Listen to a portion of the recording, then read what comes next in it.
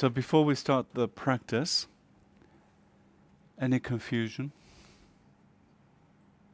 Always confusion. I was looking directly. Excellent answer. Empty of confusion. That's a good one. You're not empty of confusion? No, always confusion. Always confusion. Always. Any particular confusion? Take your pick. I don't know. You take your pick. Environment. Deirdre. Give me confusion. No confusion? Okay. So, if you don't have the initiation, then normally you keep the deity above. Many people have asked me, particularly when doing Medicine Buddha, somehow automatically I become Medicine Buddha or I become Chenrezig. What happens? Have I done something wrong? I think it's past life karma, where we've done these practices before, because you know when you take tantric initiations, you take them until enlightenment. So it actually carries over into the next life. Whereas the Theravadan practices, the refuge, the lay vows, they're for this life. Bodhisattva vows, till enlightenment. Tantric vows, till enlightenment. So I think we've done these practices in the past. We have a strong connection with it. And then when we're doing the practice, sometimes naturally you feel, I am the deity. But you're being told, oh, you shouldn't do that because you don't have the initiation, blah, blah, blah. Don't give yourself pam-pam. Isn't it pam-pam? In Nepal they say pam-pam. Don't beat yourself. Sometimes the mind just has these natural inclinations towards virtue. Thank you very much. Just as sometimes the non-virtuous arises, right? Also, sometimes the virtuous arises. And you think, oh, I'm not supposed to be Chenrezig, but I'm arising. Maybe this is a terrible thing to do. I think just rejoice. If it happens, just rejoice. Be happy that at least you're doing a positive practice. You're doing it for the benefit of all sentient beings because you want to liberate them from all their suffering. How incredible. It's a better way to take it than beep, beep, beep, I really shouldn't be doing this, Chenrezig should be here, but you feel that you are Chenrezig, and then it produces some sort of conflict. We don't need conflict in the practice. We don't have full control over the mind, do we? Right. It's like I told you, this friend of mine who was eating 2 burgers a day, big burgers, I won't mention the brand, but when he decided he had to give it up because he was getting really bad skin and really looking sick, so he said, I'm giving it up. And he was driving home and he felt the wheel turning. And he felt his lips saying to whatever the burgers are called, and French fries and la la la. So, you know, sometimes the mind feels a bit like that it's on automatic pilot. And you really want it to go in another direction, but it just won't. So if that happens in the practice, be aware of it. Just be aware of it. Watch the mind and see whatever it's doing. And if it's something virtuous, rejoice. If it's something non-virtuous, then make a note and then gradually work on it. Because sometimes these practices bring up a lot of stuff, negativity from the past. And so that's the purification. We breathe it out, we let it go. All right? Any questions? I love your outfit. I would have this immortalized.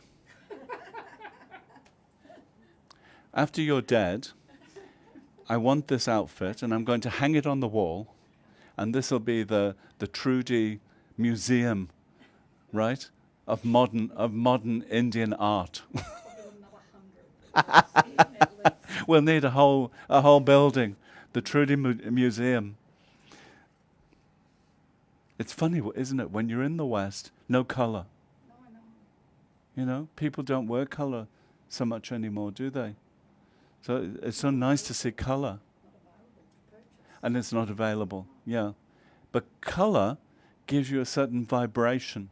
And so when you're doing the colors, the visualizations in the sadhana, it's producing certain vibrations.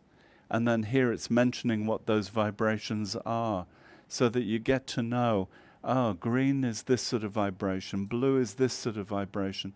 So you get to know what's going on around you, the vibration that you're being affected by. You know, when there's a blue sky, what does that do to you? When the garden's green, what does that do to you? I threw out all these seeds, you know, and all these plants came up. And so they're yellow, orange. What do those colors do to you? What do they stimulate? You know? So it's very important to know about color and the colors, their stimulation, what they do for you. Karen, nothing? I was just thinking when you were saying before about, you know, if you feel as though you are Chenrezig, Yes. to just Go along. be, yeah. And I was thinking, I've noticed Lama Zopa started to give more and more initiations of whoever wants to on that live stream. In the past, we never used to be able to get it. And I thought it might, It's definitely the time of degeneration when we find it more difficult to concentrate. You know, our concentration levels are down to about 20 seconds. And so it's difficult for us to concentrate, difficult for us to hold on the object. You know, it used to be, when I started in Kopan, we used to have 1 hour meditations. You'd sit down, motivation, you'd sit for 1 hour. Can't do it anymore. So it shows you how things have changed over time. And we have to, in a way, it's more entertaining, and we have to keep people engaged because quite easily their minds go off. So that's what I'm saying about when you're doing the practice. I'm not talking about here particularly, but when you're alone at home and the mind's not going in the direction that you want it to, and suddenly you rise as Chenrezig, and then you beat yourself up and you think, what a terrible thing that I'm Chenrezig and sitting in a pure realm, how awful, you know? Should you be beating yourself up about that? I think it's showing you that these past life imprints are ripening, and they're ripening in a very positive way. So I'm telling you, without the initiation, usually Chenrezig is here. With the initiation, any initiation, major initiation, you can transform into it. But I've had many, many people tell me just naturally they transformed. So what do you do then? You know, I think just rejoice in the fact that you've got this past life karma, very happy it arose. And then if I was Chenrezig, what would I do with that situation? I'd want to benefit countless sentient beings. I'd want to have 1,000 arms, 1,000 eyes. How wonderful it would be to be in that situation, as opposed to beating yourself up about it, and I'm a really bad person because I'm not doing what I should be doing, you know? So be careful with that. Yeah? Because I know you're very sincere when you're doing the practice, and then sometimes things take over and the mind doesn't go in exactly the right direction. Okay, we do the practice. So I'll see how we go. What we might do with the Om Mani Padme Hum, you know, there's so many of them, we might chant a few together, and then I'll stop, and then you can continue by yourself because you can do it quicker by yourself than if we chant. So I'm not going to say how many I'm going to chant. I'll just chant a few, and then I'll stop, and then you continue to recite Om Mani Padme Hum for a few minutes. Then we'll go to the next one, and then again chant a few, and then again you finish them by yourself. So we're starting on page 1.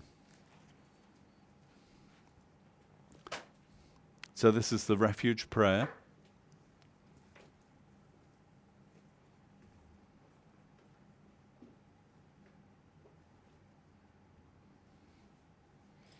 Particularly thinking about Chenrezig, the Buddha of compassion.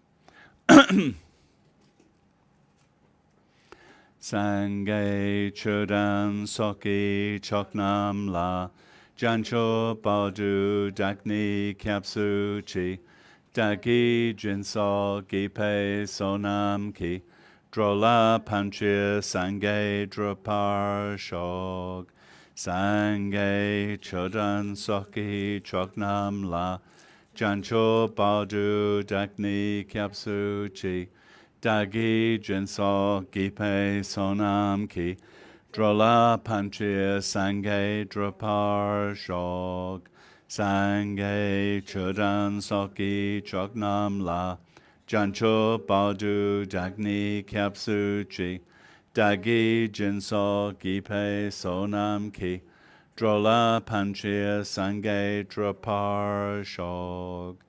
Until I reach enlightenment, I take refuge in all the Buddhas and in the Dharma and all the noble Sangha.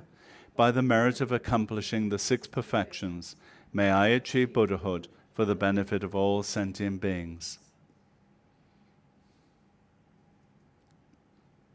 And then we have the 7 limb prayer.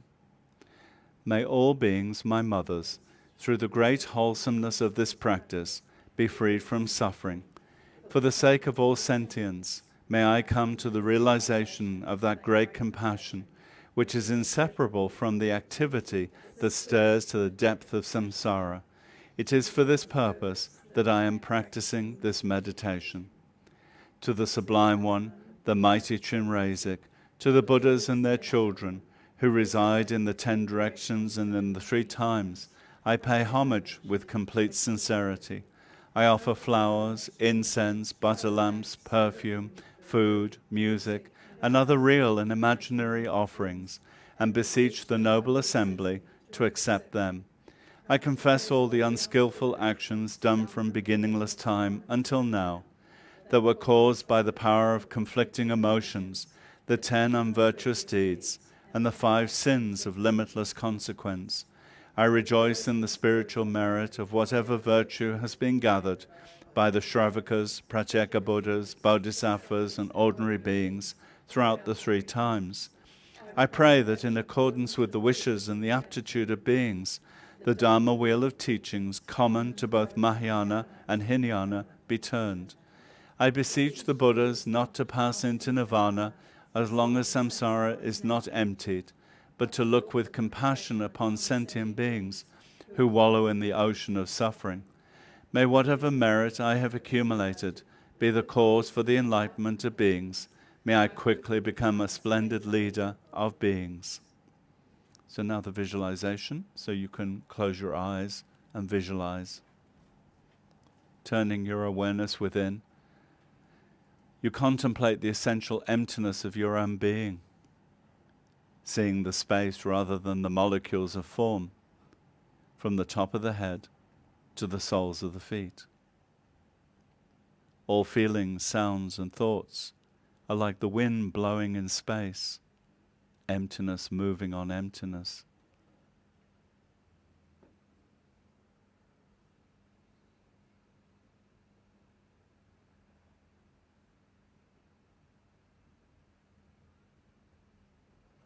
Another way of doing this visualization is from the feet up towards the heart and from the head down towards the heart.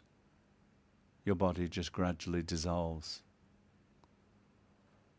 into space like emptiness.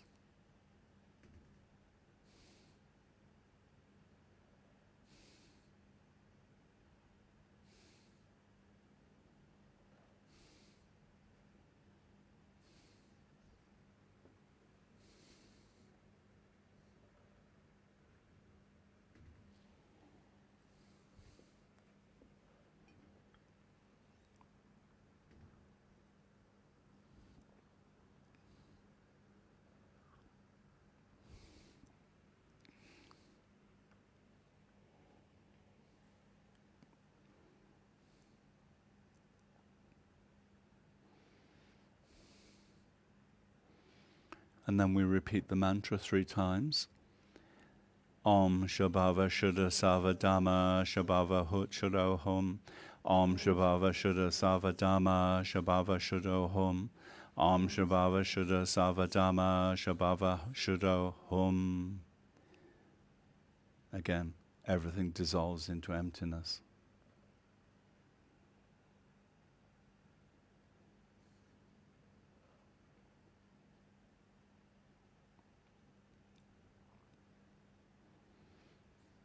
Whatever appears to the mind is empty of inherent existence, not existing the way we think.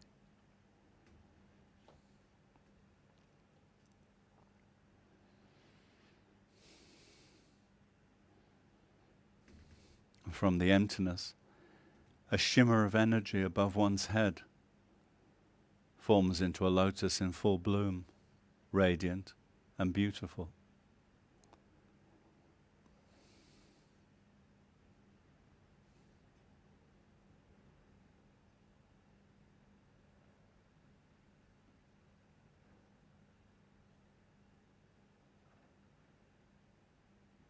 In the center of this lotus, there appears a moon disk, lying flat and radiating moon-colored light, cooling light.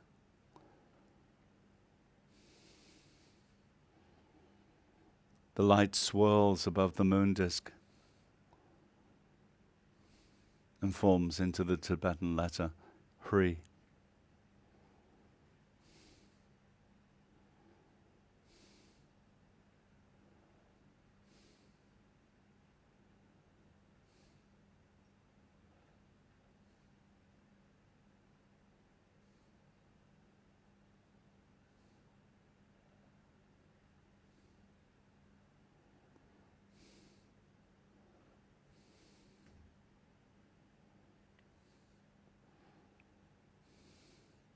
Rainbow light, appearing white, radiates out from the Hri in all directions as an offering to all the Buddhas throughout time and space.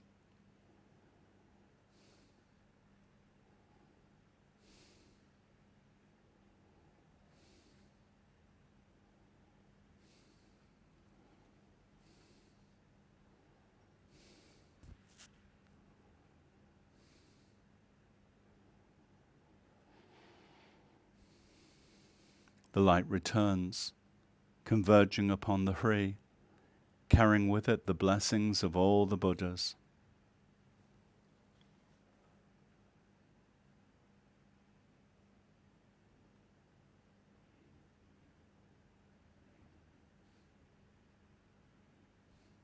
Again, there is a pulsation of light moving out to all the universe, bathing all manifestations.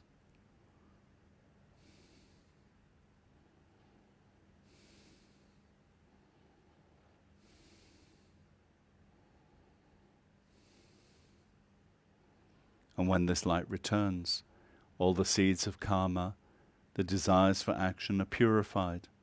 All disease, unwholesomeness, pain, and obscurations are empty, void of meaning. Oneself and all others are free from suffering and established in happiness.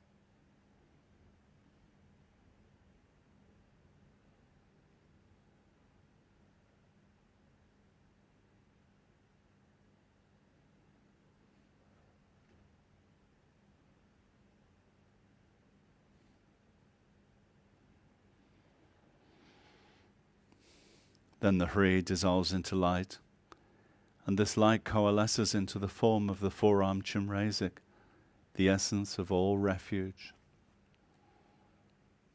He's sitting above your crown, in the Vajra posture, upon the white moon disk and the lotus.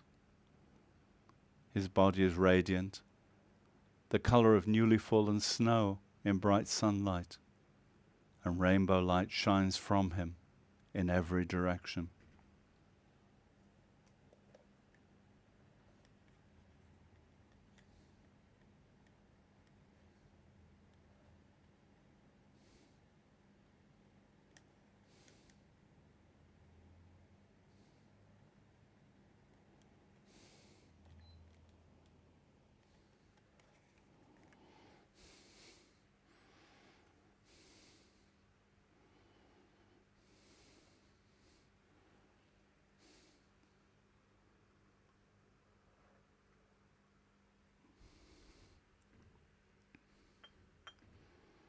He's holding a jewel between two of his four hands, positioned at his heart center in an attitude of prayer.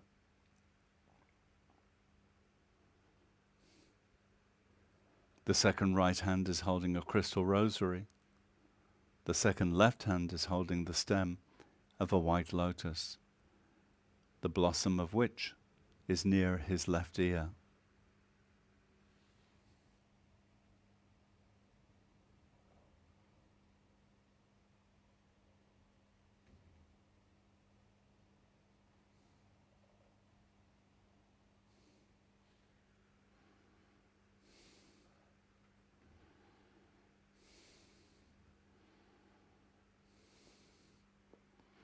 He's clothed in the finest of silk garments, embroidered in gold. His body is adorned with a superbly jeweled crown, beautiful earrings, necklaces, bracelets, anklets, and a belt with small tinkling bells hanging from it.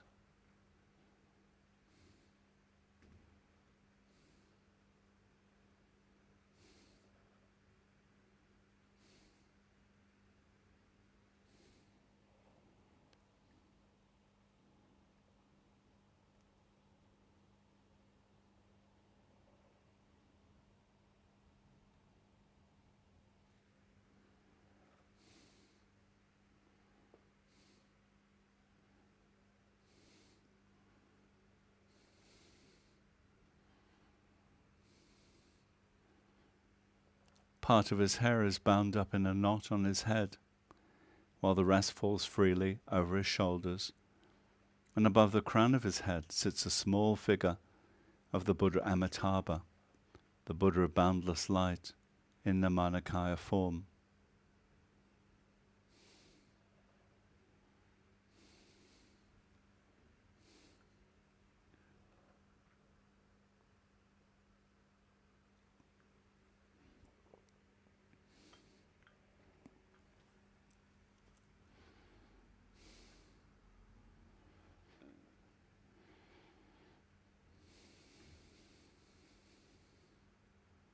Chenrezig's back is supported by a full moon without stain.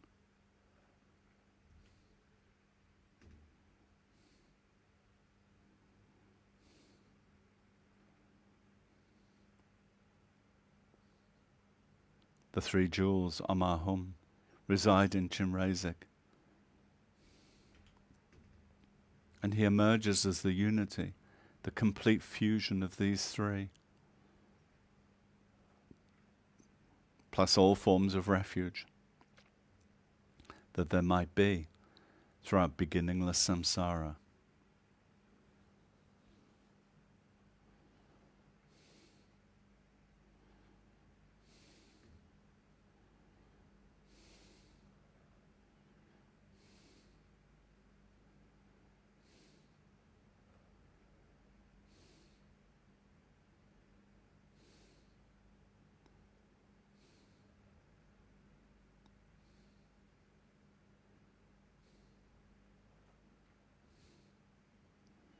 He's looking with greatly compassionate eyes, smiling lovingly at me and at all beings.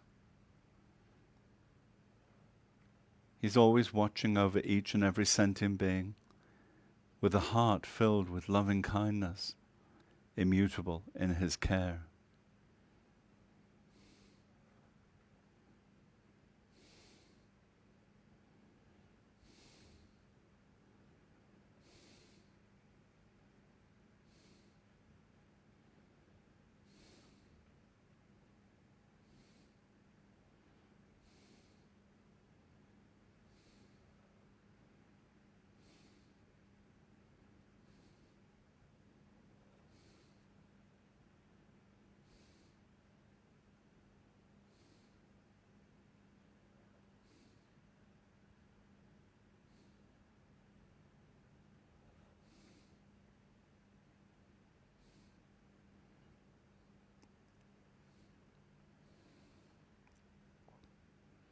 And then we recite the prayer at the bottom of page 3.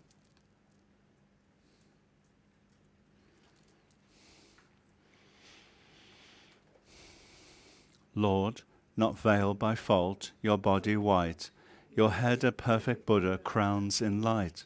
You gaze on all with your compassion great. To Chenrezig I reverently prostrate. Then top of page 4. I pray to you, Lama Chenrezig. I pray to you, Yidam Chenrezig. I pray to you, perfect noble Chenrezig.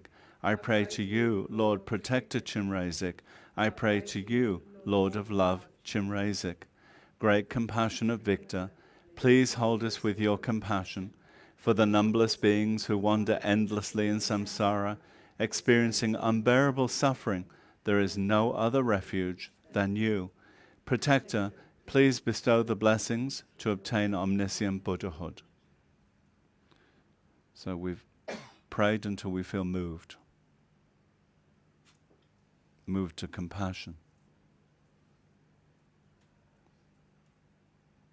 So then from the sacred body of the most compassionate one, Chenrezig, there emanates a white rainbow light, and this light comes from the whole body of Chenrezig and from Amitabha Buddha seated on his head, but it's especially strong from Chenrezig's heart.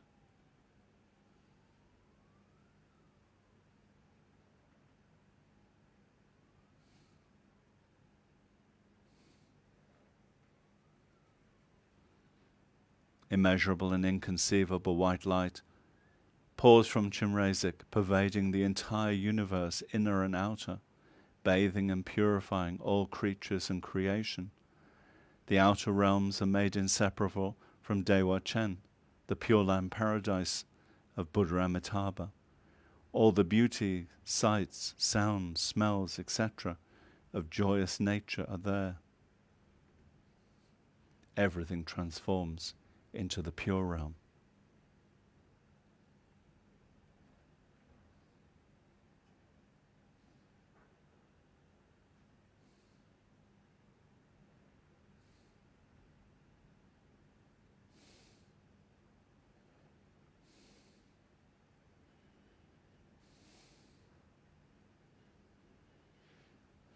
Whatever comes to your mind is a manifestation of purity.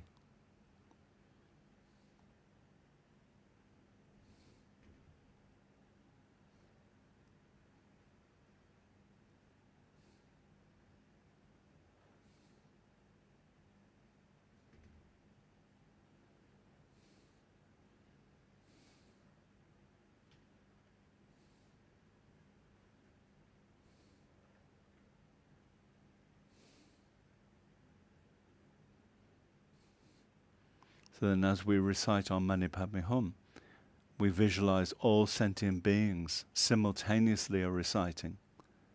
It says, like the sound of the droning of thousands of bees.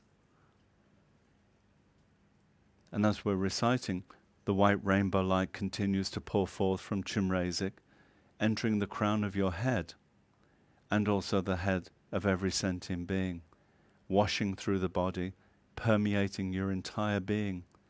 And as the light fills your being, all unwholesomeness resulting from body, speech and mind, activity, motivated by ignorance, is made whole, including the 5 sins of limitless consequence and the failure to uphold the 10 marks of Shila. So visualize this white light coming to you, bathing you and all sentient beings, and completely purifying you of any negativity. Om Mani Padme Hum. Om Mani Padme Hum. Om Mani Padme Hum. Om Mani Padme Hum. Om Mani Padme Hum. Om Mani Padme Hum. Om Mani Padme Hum. Om Mani Padme Hum. Om Mani Padme Hum. Om Mani Padme Hum. Om Mani Padme Hum. Om Mani Padme Hum. Om Mani Padme Hum. Om Mani Padme Hum. Om Mani Padme Hum. Om Mani Padme Hum. Om Mani Padme Hum. Om Mani Padme Hum. Om Mani Padme Hum. Om Mani Padme Hum. Om Mani Padme Hum. And then as you finish one mala, thinking that this white rainbow light is completely purifying you of all negativity from beginningless time.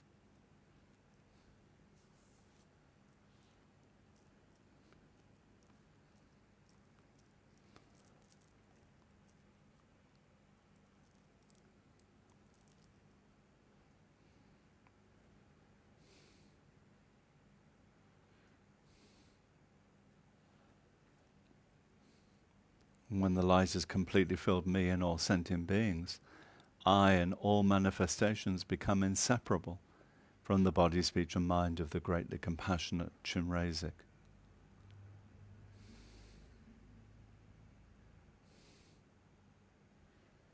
The form of the Chenrezig becomes even more clear and bright, shining yet empty like a rainbow. All manifestations is also a rainbow light. From the smallest particle to the vastness of heaven, here there is no differentiation, no naming. All is Juline luminosity, so that outer, inner and Chenrezig become one.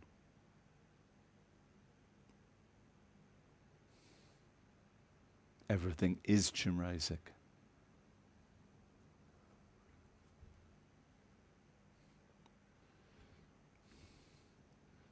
With the removal of obscurations, there remains only rainbow clarity, without contrivance. Form, sound, awareness are inseparable from emptiness. Sounds are like the buzzing of the mantra Chenrezig.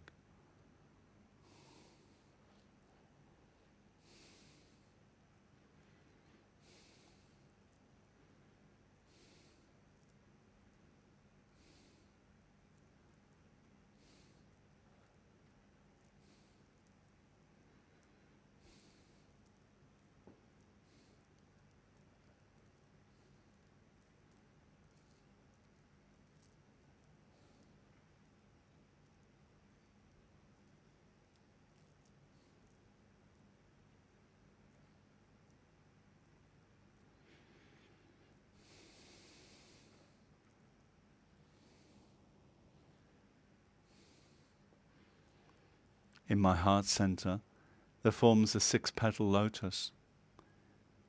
And in the center of that is a beautiful white Hri syllable.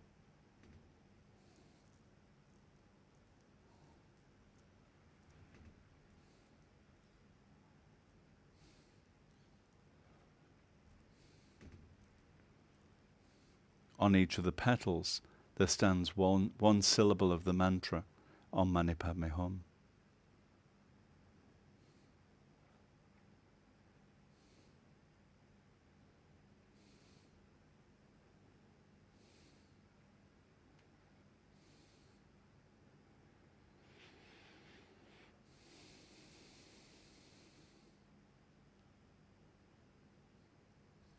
From the Om emanate innumerable, countless Om syllables, which as white light shine forth from the heart, spreading in all directions to purify and fill all manifestations with the white light of the perfection of mental stability.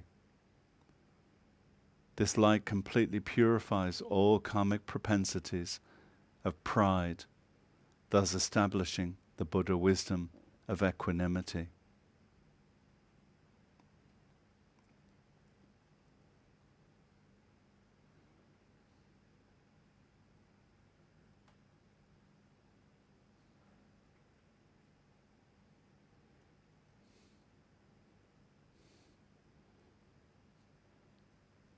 So as the light goes out from the Om in your heart, you're offering the perfection of mental stability to all beings, removing their pride.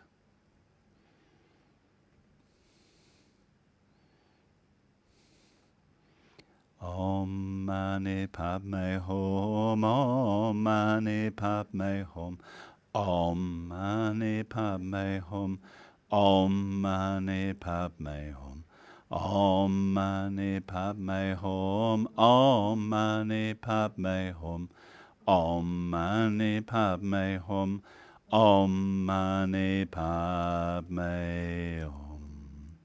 So now you're emphasizing, stressing the Om syllable, and that visualizing that white light moving from your heart to the realm of the gods, where they have so much pride and enjoyment in being gods. You finish the mala, thinking Om is being offered to the gods, changing their minds, bringing much benefit to them.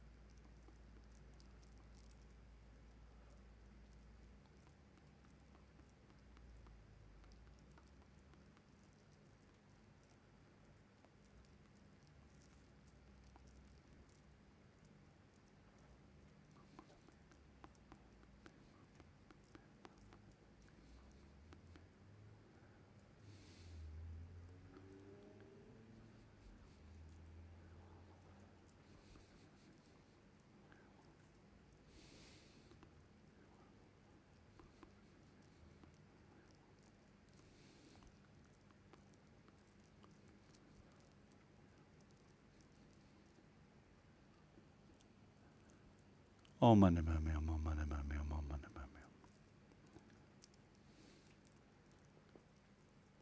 Now we concentrate on Ma.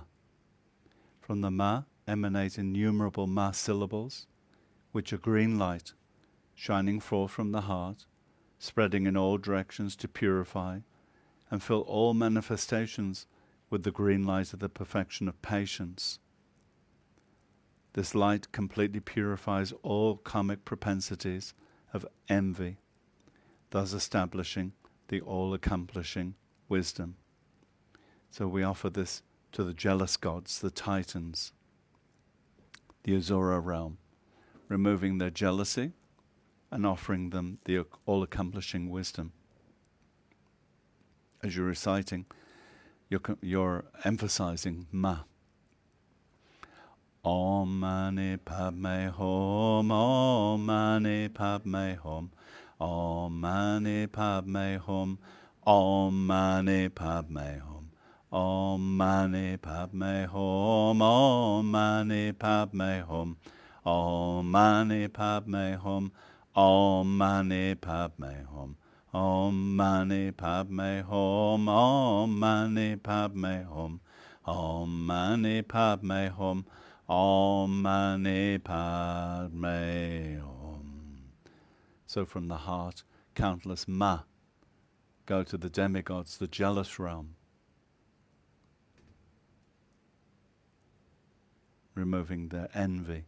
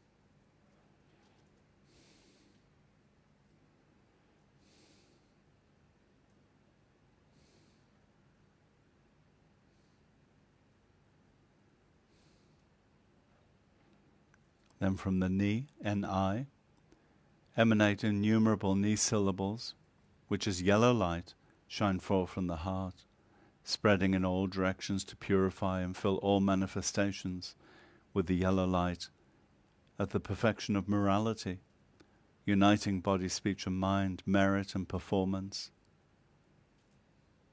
This light completely purifies all karmic propensities of doubt and desire, thus transforming samsara into nirvana through spontaneous, non-clinging awareness.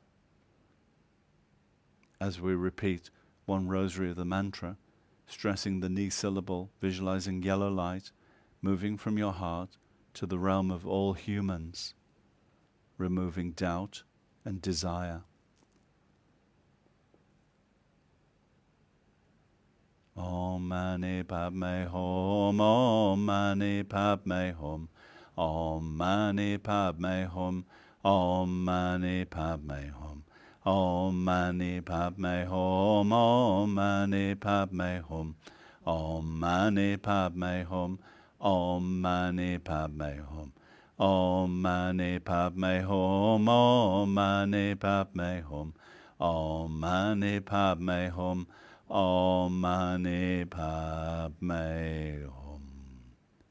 Offering to all the humans. Yellow light, removing doubt and desire.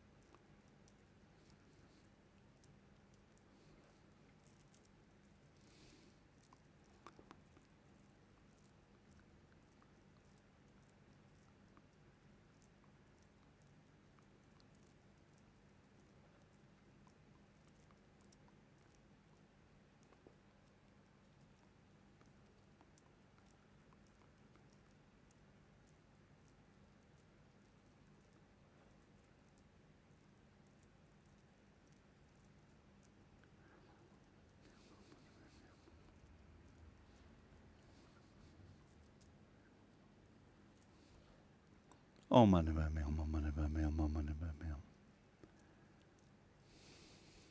From the pad emanate innumerable pad syllables, which a sky blue light shine forth from the heart, spreading in all directions to purify and fill all manifestations with the sky blue light of the perfection of diligence, enthusiasm.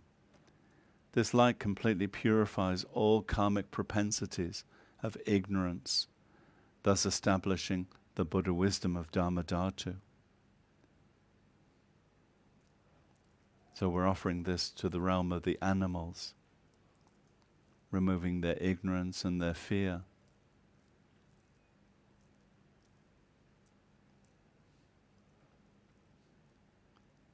Om Mani Padme Hum. Om Mani Padme Hum. Om Mani Padme Hum. Om Mani Padme Hum. Om Mani Padme Hum. Om Mani Padme Hum. Om Mani Padme Hum. Om Mani Padme Hum.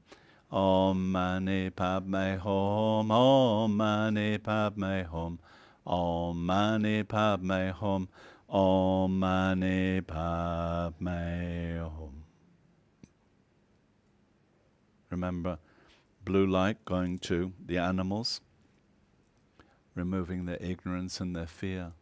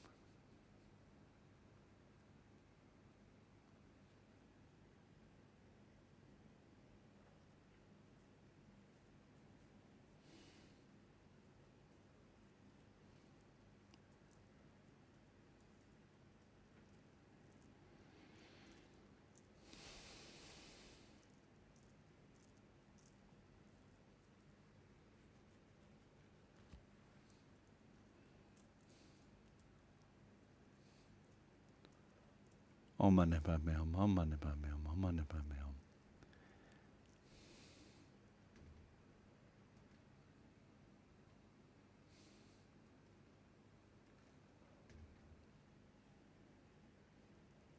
From the may emanate innumerable may syllables, which as red light shine forth from the heart, spreading in all directions to purify and fill all manifestations with the red light of the perfection of generosity.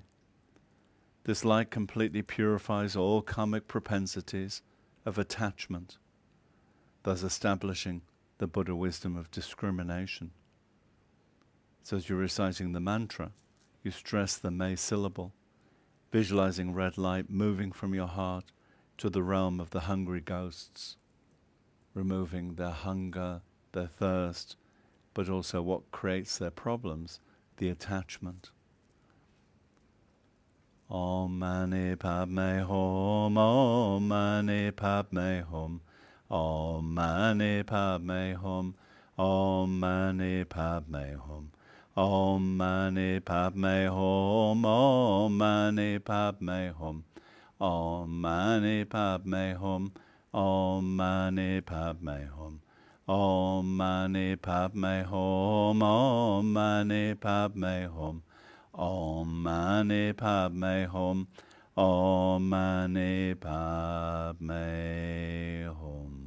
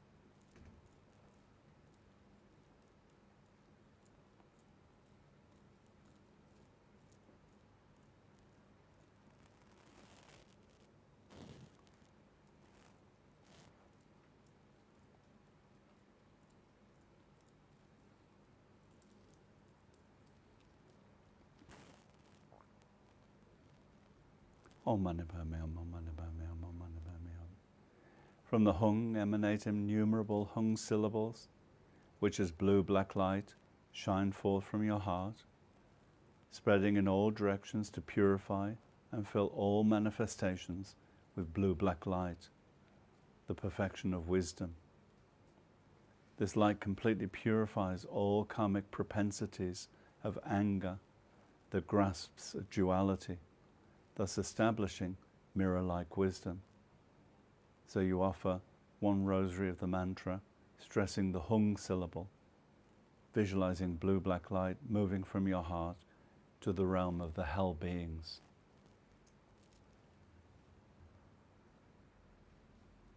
Om Mani Padme Hum, Om Mani Padme Hum, Om Mani Padme Hum, Om Mani Padme Hum, Om Mani Padme Hum. Om Mani Padme Hum. Om Mani Padme Hum. Om Mani Padme Hum. Om Mani Padme Hum. Om Mani Padme Hum. Om Mani Padme Hum. Om Mani Padme Hum.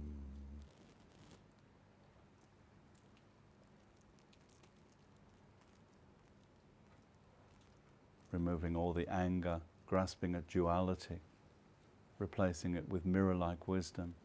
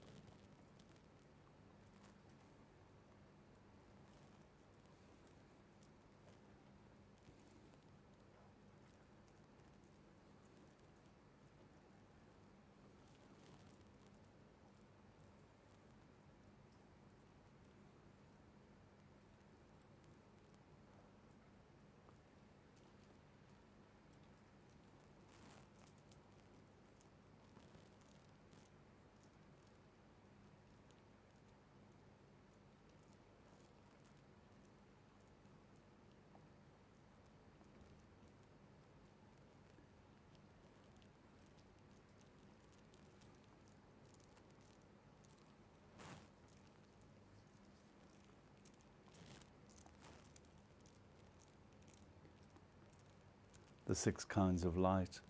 Return to the free syllable in your heart, which shines with a diamond white light from the center of the lotus.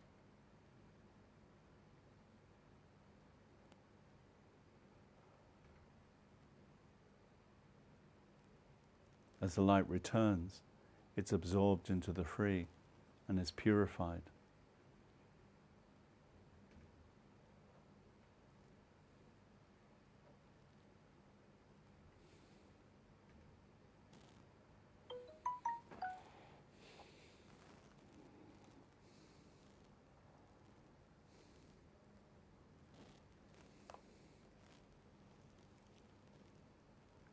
So now we recite one more mala, visualizing the 6 lights absorbing into the free in the heart.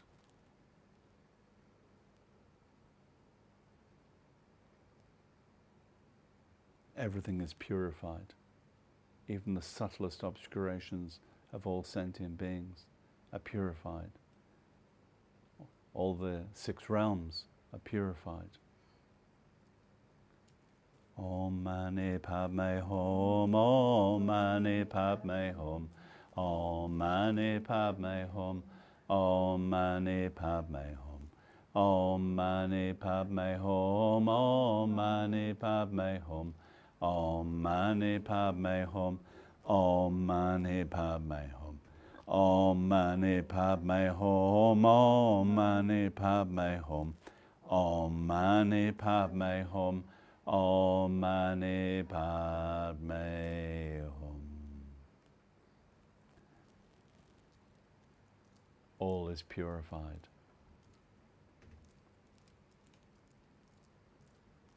all is absorbed into the free in your heart, which is shining with a bright white light.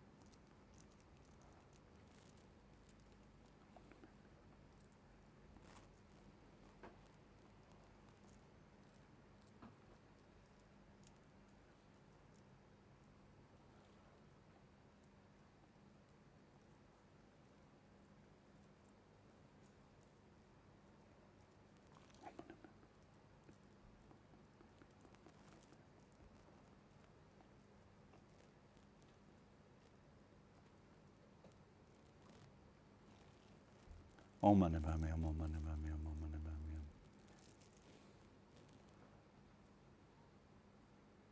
All the purified outer realms are now absorbed as light into the rainbow body of the Chenrezig above my head.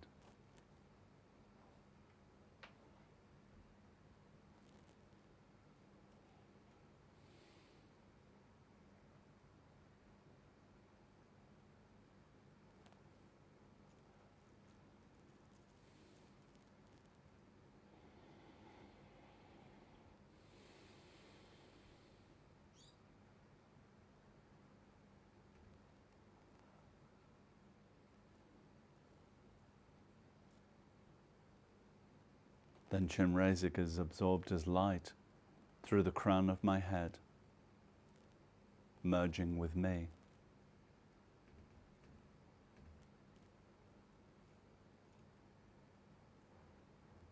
My body now dissolves, becoming light, and that is absorbed into the lotus and the mantra in my heart.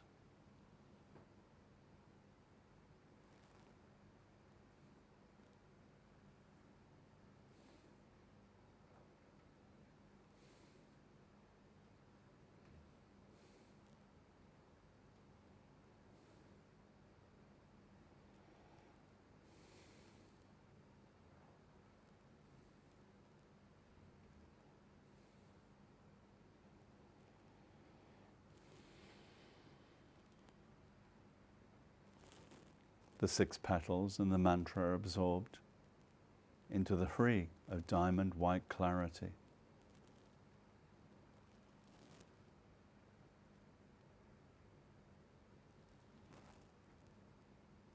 And the Hari begins to shrink and dissolve simultaneously until only a dot is left, like Lama Yeshe used to say, a zero.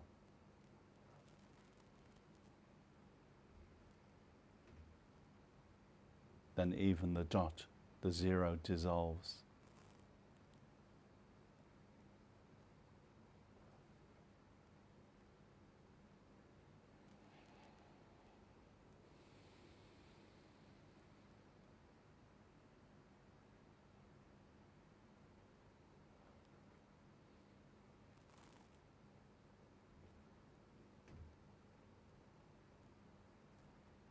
And you rest in the essential natural emptiness, united with the mind of the Supreme One, Chenrezig, free from viewing and viewed, inseparable from emptiness, having abandoned all concepts, without concern for duality, deity, or mantra.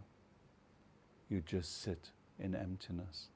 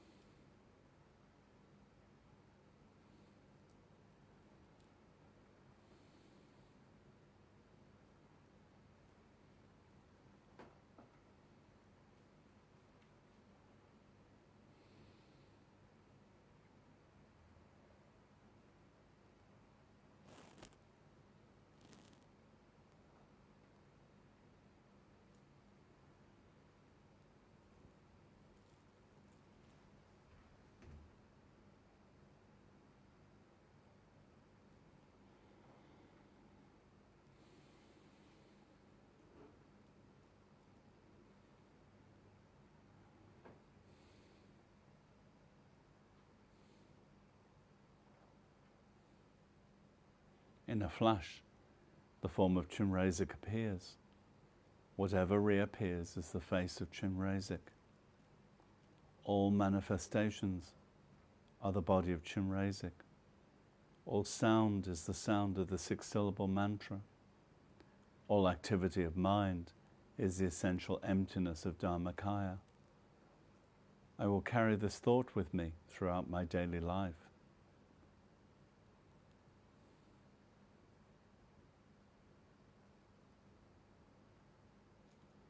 Then, considering the lack of clarity and the confusion that still remains, one should consciously state the sharing of the wholesomeness of this practice with all sentient beings, and make the vow that one will continue to strive for purity of knowledge and compassion for the sake of all beings.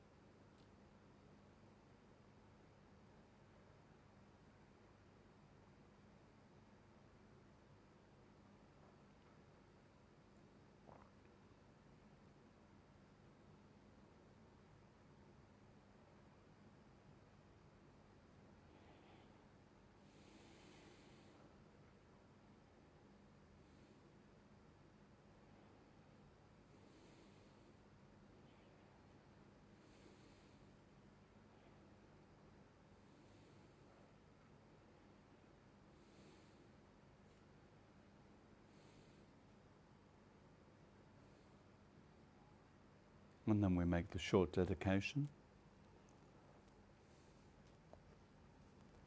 Page 8.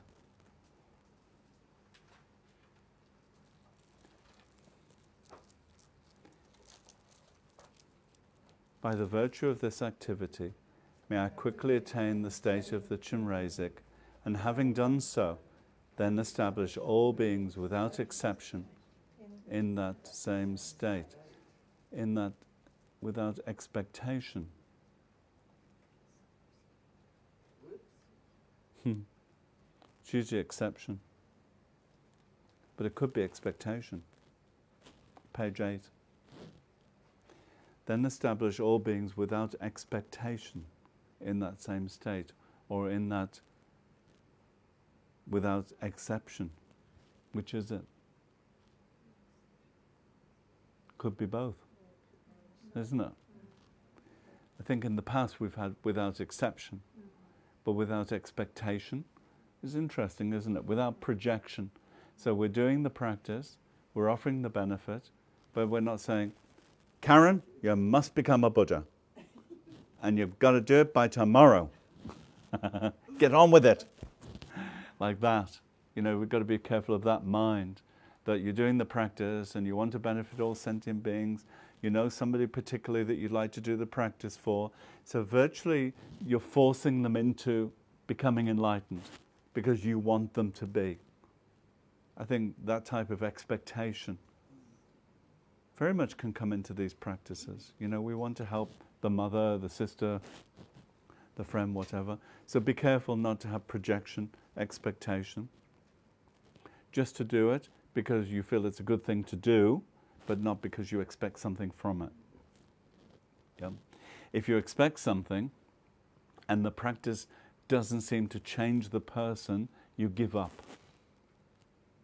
It's the same with Tonglen, with distant Reiki, with all of these sort of energy practices. Whenever you do them and you have an expectation, it doesn't work in your eyes, then you think, okay, I give up. I've been doing this for a week, I give up. Or a month or a year, whatever it is. So we finished the whole practice, so I thought we'd have a short break. I'm sure there's somebody who needs to move or do something. We'll have a short 10-minute break, and then you can think of any questions you might have. Don't look at me like that, Lillian. You've always got that look on your face. Whenever I say questions, you go, as if to say, yes, I've got 14 here. You have questions there, do you? None. Oh, you just that look. So, have a short break. Think of any confusion, if there's any confusion, anything that you don't understand. And then if there's no questions, no confusion, we'll do a short meditation to finish, a peaceful meditation. And then we'll finish off. Then we'll do proper dedications. Thank you. So 10 minutes. None? Okay, thank you. Good night. From Hong Kong, Jima? Again, is there only one person in Hong Kong? The rest are on a cruise. Yes? I have a question, please. Maybe it's because I used to do distance Reiki to send energy and green Tara practice receiving energy, both in silent.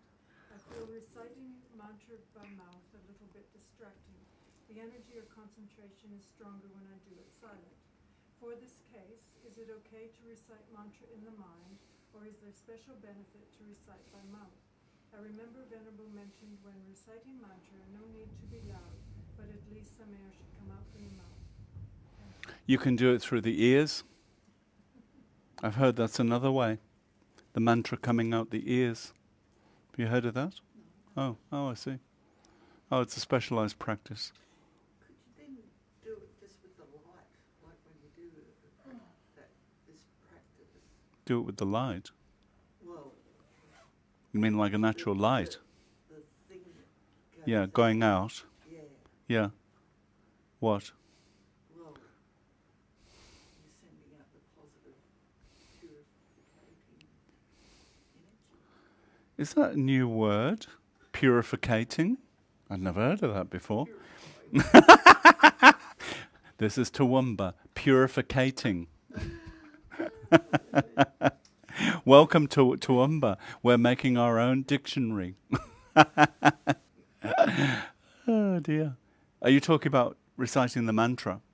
Yeah, just visualizing it coming out of your whole body. Or, My objection is, and she knows this, yes, this is coming to you, Zeman, that I said, actually maybe I didn't say, but anyway, there are 3 ways of reciting a mantra. One's silent, one's softly, and one's out louder. Silently, I have an objection to it. there are termites, there are ants, there are people around you. So when you recite it silently, they don't hear the mantra. So if you think there are beings around you who can hear the mantra, when you recite it softly, there's benefit to them. Whether it's the ghosts around you, but the sentient beings, you know, the termites, the ants, all these beings who can hear the mantra. So I think it's preferable. If you're alone and there's nobody around, recite it louder. If there's people around and they're going to be disturbed, recite it softer. If there's people around and you absolutely couldn't recite it, you know, like you're on the metro, you can recite it in your mind. But I think the best is to recite it out so that sentient beings around you can hear. Also, there is a benefit from reciting together. So if you're reciting it alone quietly or reciting together, I think energetically there's a benefit from reciting together. But I think it gets a bit cumbersome if it becomes more than 7 or 10. To keep chanting together can take quite a lot of time and can get tiring, or it could give energy. So it depends on the time, the group, the energy. But if you're doing it together, silently or reciting together, you multiply the energy by 100, as opposed to doing it alone. So I think this would apply also to the online Sangha, that when we're joining together from all around the world, then you're actually multiplying the benefit by 100. So one mantra becomes the equivalent of one mala. This is what Lama Zopa says. And? Question for teacher. Om Ah Hum, as in white Tara practice, same as Om Ah Hung in this Chenrezig practice? Well, often there's hum or hung, and it seems to be the same, but it depends on whether you're Tibetan or Sanskrit. Also, I noticed in here, I thought it was slightly funny, where it says about Padme.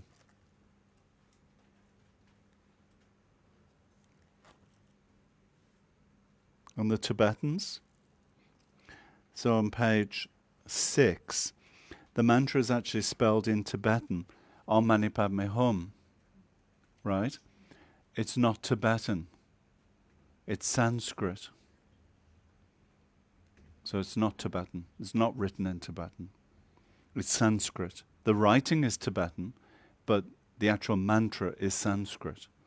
Then it says, however, because the Tibetan word for lotus is pema, which they've said in brackets pema, Tibetans tend to pronounce the 4th and 5th syllables as peme.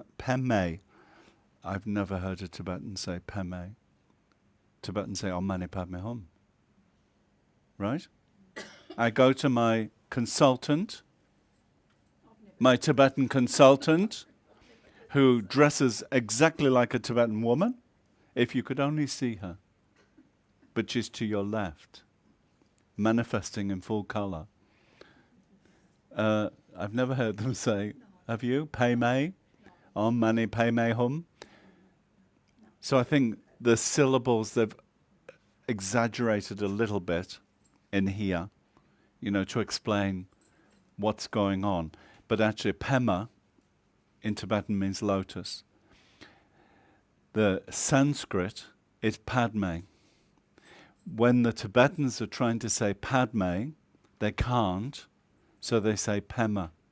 And it's the same with hum and hung. They seem to be interchangeable. It's the end of the practice, Om Ah Hum, Om Ah Hung. It seems to be interchangeable. That I think it's to do with the Tibetan pronunciation. What was the other one that was the famous one? Oh, Vajra. The Tibetans can't say Vajra, so they say Benza, Om Benza Hum, you know, when you're doing the mandala. Whereas the actual mantra is Vajra or Vajrasattva. They say Benzasattva as opposed to Vajrasattva. So this is all to do with the Tibetans and their inability. You leave that cutter alone.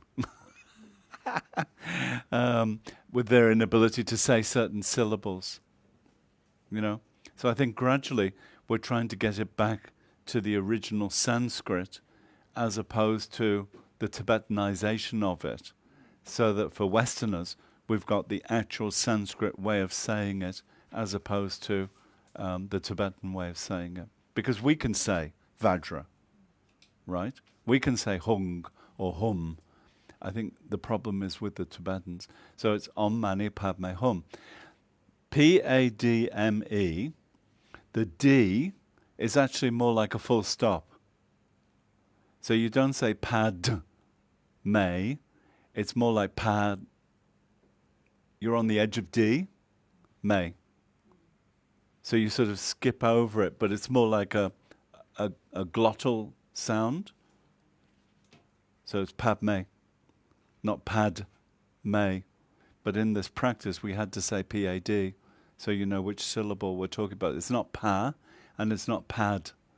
It's more like Pad with a full stop to it. You understand? It's in the pronunciation. The D is there for pronunciation, to tell you it's more like a full stop. You know, Pat May, not Pad May. Oh man, pam. It's more like a glottal. Yeah, it's more like in the back of the throat, like that. Because you've got ta, da in Tibetan sounds. There's ta, which is up. You've got three sounds, right? So you've got ta, which is a bit down, and then da. And the da is down here and is more of a stop. Pa, me. So you've got, because you've got two syllables, you're splitting the two syllables in the pronunciation, I think. And?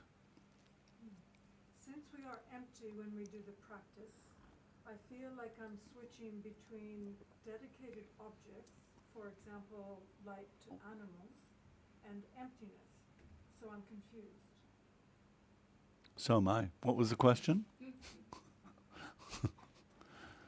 Since we are empty when we do the practice, Yeah. I feel like I'm switching between, I think she means dedicating to objects.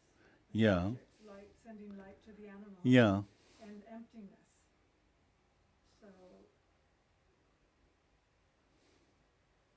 I guess maybe she's not seeing the light as emptiness. The light becomes something, perhaps. And the animals, something. This is not New Zealand, is it? And this is human. Oh.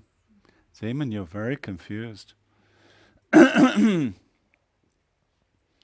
Out of emptiness, something appears. So the lotus appeared, the moon disk appeared, Hri appeared. So out of emptiness, because of emptiness, things can appear. If there were no emptiness, there would be a heart here. When you're doing the visualization, you'd have to have a heart. You'd have to have a body. But we released the body, we let it go, we flushed it. Right? It's gone. But then something appears. Then what appeared? The lotus, the moon disk, Hri. Then from the petals of the lotus, you've got the 6 petals. You've got Om, Ma, Ni, Pa, Me, Hum, from the 6 petals. So those different energies, the white, green, blue, yellow, red, etc., those different energies are going out. This is a visualization which you're enabled to have because of emptiness. If there were no emptiness, there would be inherent existence. If there's inherent existence, you would have a heart. If you had an inherently existent heart, you would be beating one beat always outwards, or one beat always inwards, but it couldn't go boom boom, because it's inherent. There's no changeability, right? So first we have impermanence, then we have emptiness. So impermanence, everything's changing. Things are allowed to change. Things do change. Then emptiness, things don't exist the way you thought. So out of non-existence, you create something with your mind. You create a better existence. Not nothingness. Emptiness doesn't mean nothingness. It means potential. It makes a potential. Does that make sense? I look to you, my Dharma Dhatu wisdom sister, who's full of technology, not. She's on Google very quickly. But I think, if we see emptiness in the wrong way, we keep thinking there should be nothing at all. And it's the wrong word. I think it's better if you think of the word shunyata. Sanskrit word shunyata. Shunyata. Shunyata. Means 15 words in English. Nothingness, egolessness, etc., etc. The problem with that one word, empty, is that you're looking for some, Lillian, where's the soup? The bowl's empty, so therefore emptiness. I understand now emptiness means there's nothing in the bowl. But that's not the meaning of emptiness. Empty of what? Inherent existence. So if my body is inherently existent, it is as it is and it couldn't change and it couldn't grow, couldn't deteriorate, couldn't get older, couldn't be born, couldn't die. Inherent means absolutely unchanging. Because of shunyata, it enables change to happen. Impermanence, the sands are shifting. Emptiness, there is no sand. There are no feet. There is no body. And yet it exists. It is and it isn't. It is and it isn't. This is the problem with emptiness. It takes you into an area which challenges your psyche so much that in the end your brain blows up. And the springs come out the ears, and the steam comes out here and the top opens and erupts because you think it can't be.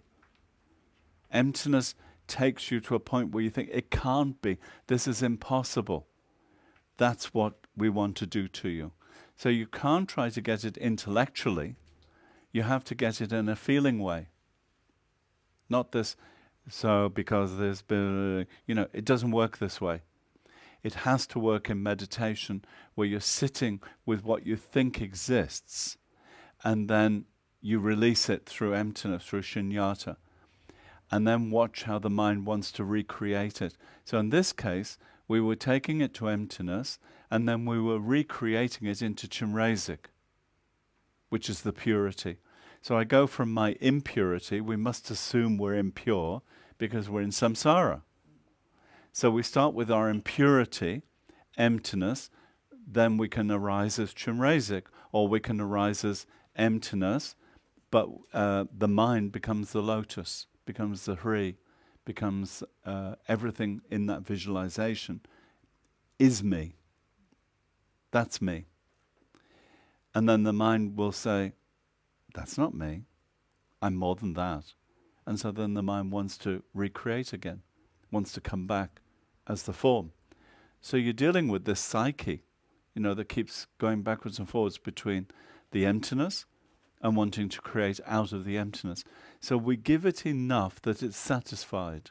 The lotus, the moon disk, the Hri, the visualization, it should keep you busy enough that you're satisfied without wanting to recreate this ignorance and delusion and karma, recreate.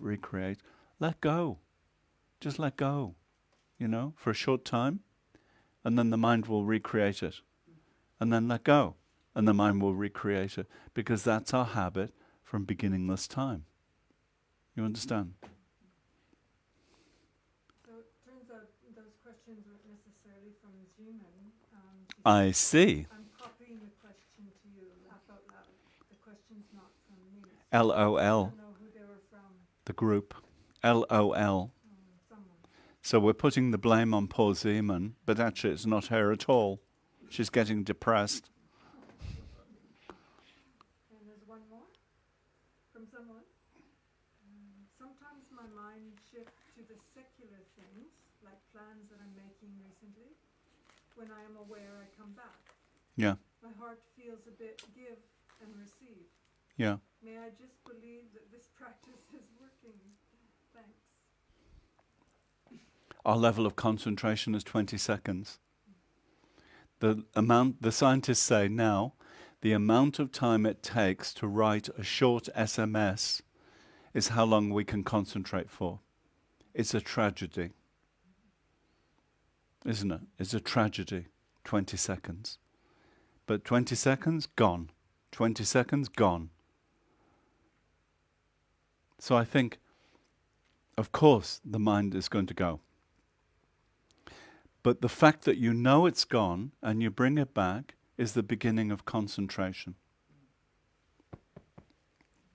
You think, well done, whoever you are.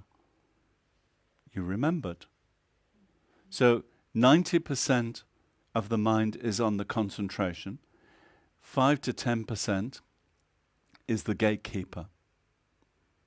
Do we still have Securicor? Used to be a security company called Securicor. I don't know what a famous company is called, but security guards. Chubb. You know, security company. So you call the security company and you say, I'm in a very dangerous place. I need guards on all the doors. So you do this with the mind. So you say, I need some guards on the door, and it's the door of the senses. Right? So you hear something, mind gone. Then you think something, mind gone. You feel something, mind gone. Right? This is how it is. So all the time, mind gone. So the 5 or 10% of the mind that you allot to that task of knowing you're gone is the security or is the chub. So that tells the main concentration, the 90%, danger, danger, we're about to lose it. Then the 90% says, aha, get back to the concentration. So you keep having to refer to the gatekeeper who's giving you the information you're about to lose it, and then coming back to the main concentration. You don't put the whole mind on the chub, the gatekeeper, because then you wouldn't have any concentration. Most of the mind is on the concentration, a little bit of the mind is on knowing. My mind's going out, I bring it back. My mind goes out, I bring it back. It's like a child. You know, it's like a naughty little child, and you have to keep saying, come back here, come back here, come back here. And if you say, oh, stop it, you know, you stupid child, then the mind goes kaboom, and it's gone. You know? So if you're too harsh, your mind's gone. If you're too soft, you've lost it. So you've got to have that middle way, you know, being the father, mother of come back, come back, come. And sometimes you think, oh, this is so boring, you know, all the time in a 20-minute meditation. How many times do I have to say come back? But if you don't do that, you're in the pizza restaurant, you're eating the pizza, you're chatting with your friends, and then you hear concentrate on the breath, and then you think, oh, goodness gracious, I'm not on the breath at all. You know, you were gone for 10 or 15 minutes. Then you come back, and then you're gone again. So I think that's the extreme, is you can be here, and suddenly you're gone into the restaurant, or you're at home, and you're thinking, no, I've got to do this, I've got to do this. That's the extreme. As you're practicing, that length of time that you're gone for is shorter and shorter, and then you start to become more skillful at being here as opposed to going. And then when you're gone, you know that you've just gone, and you bring it back. And that means it's getting better and better. So the person who said, I notice, I'm going and I'm bringing it back, well done. You know, you shouldn't be beating yourself. You should be saying, well done, because you're noticing. If you're not noticing, no concentration, no chub guard on the door, you're just gone. And then long time later, you come back. Okay? I found that I couldn't concentrate on both the mantra and the visualization at the same time. Exactly. It had to be one or the other. Exactly. So true. So that's okay. What can I say? We give you both because we know you're going to lose concentration. If we say just concentrate on the mantra, then the mind will think, and what else? What else should I be doing? And then if you have something else to do, you think, and what about the mantra? So actually it is said, what you've just said is very true, very profound, that when you're doing the visualization, just do that. Don't recite the mantra. When your mind gets tired, recite the mantra. What I was doing, I was stopping the mantra. You're right. This is right. Yeah. So when you've got a sharp mind, do the visualization. When your mind gets tired, go to the mantra. Of course, we have a limited time, but if you're doing it at home, that's the way it should be. So sharp mind, concentrate on the visualization. The energy going to the hell realms or hungry ghosts, like that. Then your mind starts to get a bit tired and you think, oh, can't do this visualization anymore. Then you go to the mantra and then just feel that the energy of the mantra is going to that realm. Just the energy is going. From the heart, I offer that energy, whatever the energy is. Jealousy, envy, whatever. Yeah? Well done, you. Top student, eh? Now number 1, number 2. Used to be number 1, number 2, but the assistant has taken over. She's been promoted. Any more? Finished? Yes. From the, what's a yidam? Deity. Your particular deity that you're connected to. So if you have a particular connection with Chenrezig, Chenrezig would be your yidam, which is your meditational tantric deity. Or it could be Tara. Guru yidam means Guru Buddha. But your particular meditational practice, tantric meditational practice. Huh? What's lama? I always just sort of... It's not an animal, if that's what you were thinking. That's a double L, lama. We've got them in the valley. Yes, I'm sure you do. But you don't have the other sort. Lama, it's a female word. Lama, it's 2 syllables. And it means, it's honorific, and it means somebody who takes care of you like a mother. Because ma is, there's pa and la and ma in Tibetan, okay? So the ma is female. So it's like a mother who takes care of you and guides you to enlightenment, takes you to enlightenment. So Lama Lundrup used to say somebody who's heavy in qualities. So it means somebody who knows more than you, who can help you to become enlightened. So a teacher, a guide, mentor. Nowadays people don't like guru, same as lama. Word is the same, guru. But people don't like anymore so much because it means somebody's going to tell you what to do. But they're not telling you what to do in ordinary ways, you know, what to eat, when to go to bed. It's helping you with your spiritual practice. Somebody who understands your mind and who can help you with your spiritual practice. But they're not going to be involved in your business or your personal life in that way. It's when it comes to the spiritual practice and how it affects your life.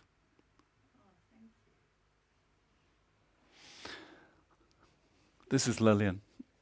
From Venerable Dechen. Oh. Can you share experiences you've had when the Buddhas have helped you through your practice? No. She's being very hokey pokey. When the Buddhas have helped you through your practice.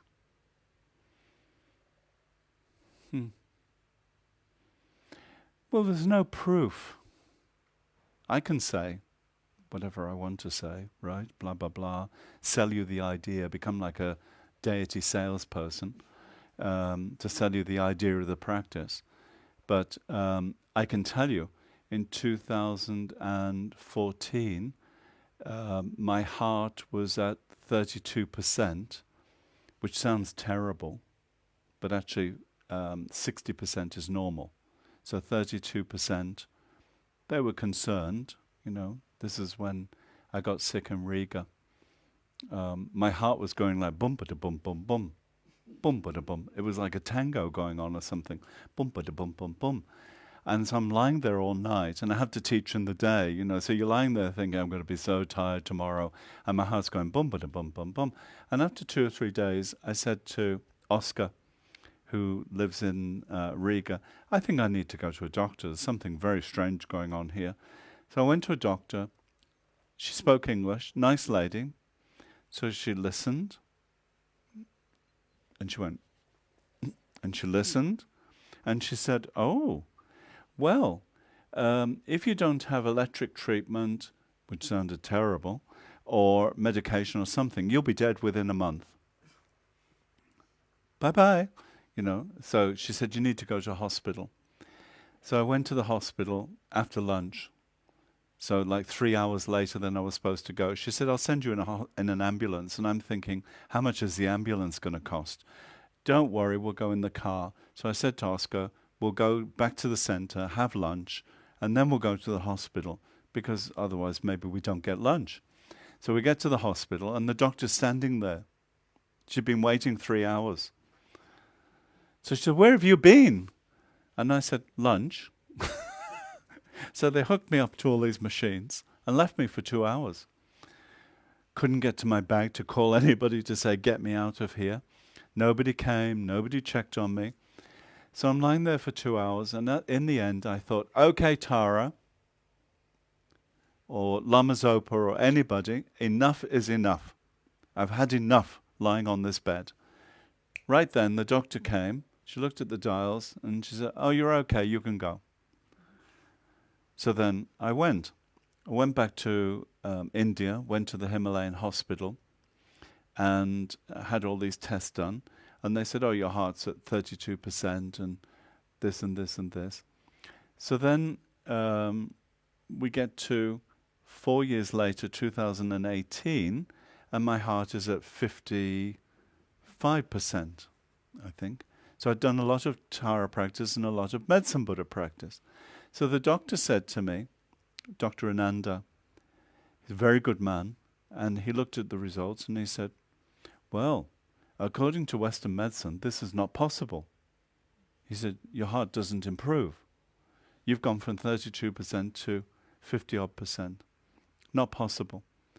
He said, this has to be the practices that you're doing, the meditations you're doing, etc. So I said, oh, okay then. So then that's 2018, before I left for Australia. Recently, I went to St. Andrews, and it's an Indian doctor. Namaste, doctor. He said, we don't say namaste, we say namaskar. So I go to St. Andrews, and he does an ECG, and he says, your heart's at, something, I don't know, 63% or 65%. He said, totally normal. Not possible at all. So he thinks I'm like a god. I think this is all just due to practices, not medicine or anything like that. I think it's the practices. So I think if you sincerely believe in the practices, they can have an amazing effect. I've seen so many people who've been sick with medicine Buddha have incredible results from medicine Buddha. People with MS, people with mental problems, many, many things. So I really believe that if you sincerely put yourself in their hands, in their refuge, then change will happen. But if you just, well, la, la, la, la, as if they're responsible, and you're not actually contributing, then I don't think it works. I think it's just like a joke, that you're just going blah, blah, blah, blah, blah, blah. But if you really believe that they want to help you and you want to help yourself, that conjoining of the two produces amazing effects. I mean, if I think of something, I think, oh, today it would be really nice to have whatever. Tara gives it like this. It's incredible. I just think, oh, wouldn't it be nice if it happens like that? So I think Tara really helps in that way, and Medicine Buddha really helps in the healing way, and for the physical, for the mental, like that. So that was a very private story, and I would rather if you didn't spread it around and you didn't tell anybody. Thank you. I've kept it secret for a long time, and I don't want it gossiped about round the world. If you wouldn't mind. What? Don't point at Charlie. He's done nothing to you. He's not a gossip. Exactly. This is the problem with cameras. I hate cameras. You can't tell any story. I'm going to dedicate now, Lillian. So I think we'll do Shantideva, page 23, because I like it.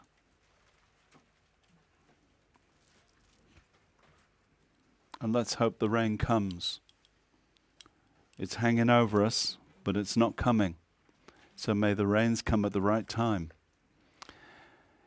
May all beings everywhere, plagued by sufferings of body and mind, obtain an ocean of happiness and joy by virtue of my merits. May no living creature suffer, commit evil, or ever fall ill. May no one be afraid or belittled, with a mind weighed down by depression. May the blind see forms, the deaf hear sounds. May those whose bodies are worn with toil be restored on finding repose. May the naked find clothing, the hungry find food. May the thirsty find water and delicious drinks. May the poor find wealth, those weak with sorrow find joy. May the forlorn find hope, constant happiness and prosperity. May there be timely rains and bountiful harvests. May all medicines be effective and wholesome prayers bear fruit. May all who are sick and ill quickly be freed from their ailments. Whatever diseases there are in the world, may they never occur again. May the frightened cease to be afraid, and those bound be freed. May the powerless find power, and may people think of benefiting each other. For as long as space remains, for as long as sentient beings remain, until then may I too remain to dispel the miseries of the world. Gangri rewe kowe jingam dia pendan dewa malu jungwe ne Chenrezig wang tenzing yatso yi shape site badu tengyo chig. May the spiritual teachers who lead me on the sacred path and all spiritual friends who practice it have long life. May I pacify completely all outer and inner hindrances. Grant such inspiration, I pray. May the lives of the venerable spiritual mentors be stable, and their virtuous actions spread in the 10 directions. May the light of Lobsang's teachings, dispelling the darkness of the beings in the 3 worlds, always increase. Wisdom, light of true compassion, source of Tara's love maternal, Lobsang's doctrine perfect holder, we request your life eternal. Teacher, Father, Mother, Guru, we entreat you live forever, guiding all to liberation, perfecting our minds forever, with your always skillful guidance and profound compassionate ways, shining Tara's light eternal, guiding to her Tathagata mind.